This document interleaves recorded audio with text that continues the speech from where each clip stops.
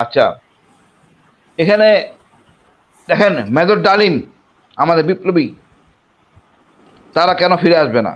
তাদের সুবিধা নিচ্ছে সেই রাজনীতিবিদরা। তারা ফ্যাসিস্টকে আইডেন্টিফাই করছে বহুত আগে, 75-এ তারা আইডেন্টিফাই করছে শেখ বংশ মানে হলো গিয়া খুনি বংশ। এই ডিএনএর মধ্যে গ্যান্ডাম আছে। মিথ্যা বলে মানে আমি মিথ্যা বলে কি করেনি তারা, আমাদের 71টা পচাই দিছে। এদেরকে ফিরে আনতে হবে। কিসের ক্ষমা? তারা সূর্য সন্তান, ফিরে আনতে হবে। দেখবেন সব সুশীল সোজাইয়া যাবে। ওই যে যারা সংবিধান বিশেষজ্ঞ হয়েছে তারা সোজাইয়া যাবে। অল বাটপার আমরা নির্বাচন করে সিলেক্ট করি সব চোর বাটপারদের চুরি করার জন্য। আমাদের এই সংবিধান দরকার নাই। বিপ্লবটার 12টা বাজায় দিছে এই সুশীল। বিপ্লবটা নিয়ে গেছে সংবিধানের আওতাধীন, সব কিছু অবৈধ। আপনাকে বিপ্লব ধারণ করে এটা এমন একটা বিপ্লব যে ইট পাটকেল দিয়ে এত বড় শক্তি হাইরে গেছে। ও তো বলবেই ওরা হাইরে গেছে সার্বভৌমত্ব বিপদে, কারণ ও তো ওইরকম চেতনার লোক। কাজ করছেন ভাগার জন্য, এরা হাসিনার সাথে কাজ করতে ভেঙে দেওয়ার জন্য সব ভাগছে। ইট পাটকেল এসেট লজ্জা। মানে ড্রোন উড়াই আপনারা দেখছেন কোথায় লোক আছে সেখানে মারছে, আর সেই ড্রোন উড়াইছেন সেনা সদরের নিচের কমান্ড পোস্ট থেকে। এটা কত অথর্ব হইতে পারে? জেনারেলগুলির এক জায়গায় রাখছে নক্ষত্র। মানে আজকাল ডিজিটাল যুগে এক জায়গায় জেনারেল থাকে, একটা বোম মারলে সব জেনারেল শেষ হয়ে যাবে, তখন কি করবে? এখন তো স্কোপ আছে ব্রিগেডিয়ার জেনারেল বানারের।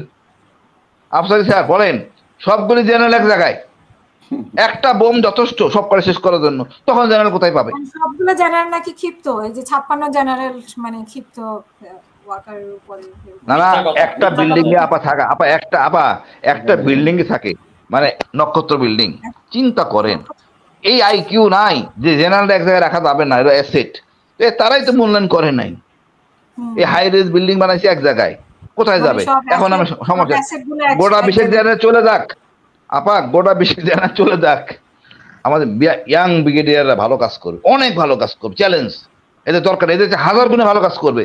এরা সব সমস্যা জেনারেল। আর প্রেস সচিব বলছে প্রাথমিক, আমি বলতেই পারি আপাতত হচ্ছে না। হি ক্যানট টেল বিচার বিবেক বিচার সম্বন্ধে কিছু। প্রাথমিক তদন্ত, এটা প্রাথমিক তদন্ত। হ্যাঁ, না না, এই মহব্বত করার কিছু নাই আপা। আমার গুম কে করছে আমি জানতে চাই। আমার গুমে কে আমাকে ধরাই দিছে, কোন অফিসার আইছিল আমি জানতে চাই। তার বিচার হইতে হবে। বিচার বলতে বুঝি যে স্বীকার করুক অপরাধ। বিচার কি হবে? Not bothered, he has to say I want to see his face. কে সেই গাদ্দার? এইটা হলো কথা আপা। অনেক অনেক লম্বা, অনেক সময় লাগবে। শুরু হয়েছে, চলবে। এরকম অকার তো আমি বলবো এটা মানে বোকা মার্কা লোক। আমি কি বলবো, আমি কিছুই বলার নাই। এরকম মানে বিপদ দেখে নিজের ঘাড়ে গালি খায়, খালি গালি খায় ছাড়া বিশ্বাস করেন, by soul he is not that bad, but গালি খায় সে কারণ ছাড়া। হ্যাঁ, জনগণ তার গাইলে কারণ ছাড়া, বিকজ তার দুষ্ট লোকগুলি আশেপাশে। তার মধ্যে মানে আমি কি করবো, কিছু বলার নাই। তারপরে এটুকু বলবো আপা, যারা পলাইছেন পলাইতে পারবেন না, ইন্টারপোলের মাধ্যমে আপনাকে নিয়ে আসা হবে। তখন আপনি আরো ব্যথিত হবেন।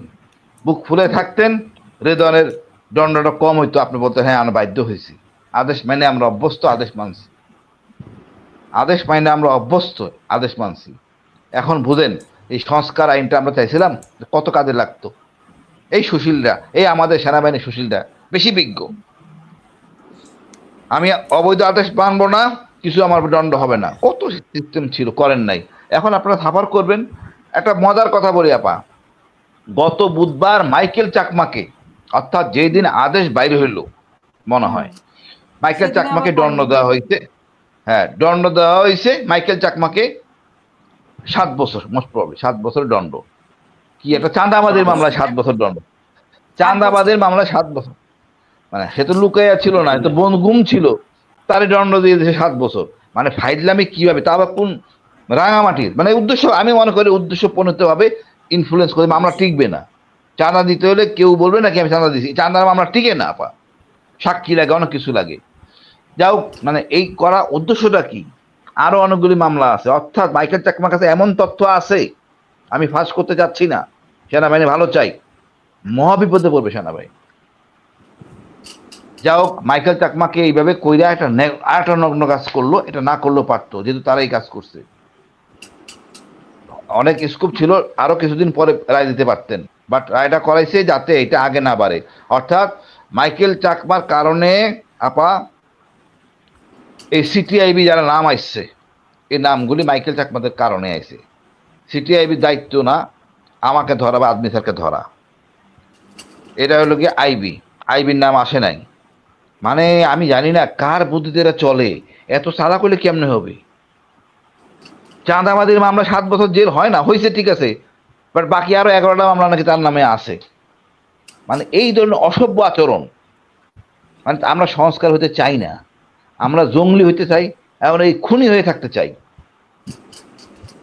এখন যে মাইকেল চাকমারা ইউপিডিএফ হয়েছে, আমার খুব লজ্জা লাগতেছে, মানে আমি কিছু বলতে পারতেছি না, হতবাক।